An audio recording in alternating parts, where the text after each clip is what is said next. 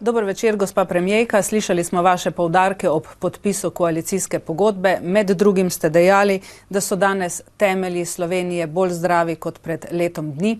Tisto, kar nas skrbi, je javni dolg, kar 25 milijard ga imamo in v zadnjih 6 letih smo iz 8 milijard prišli do te številke. Kakšna je pravzaprav vladna rešitev? Kdaj se bomo nehali zadolževati? Najprej lep dober večer. Jaz sem prepričana, da je Slovenija danes v bistveno boljšem položaju, kot je bila pred enim letom.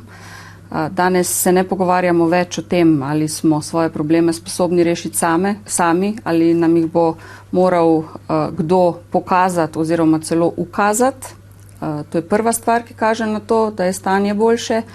Drugo, kar se tiče pa javnega dolga, pa mislim, da je prav, da povemo, da je javni dolg v naši državi še vedno pod povprečjem Evropske unije. To je prvi poudarek. Drugi, res je, v zadnjem letu se je krepko povečal, predvsem iz razloga sanacije bančnega sistema.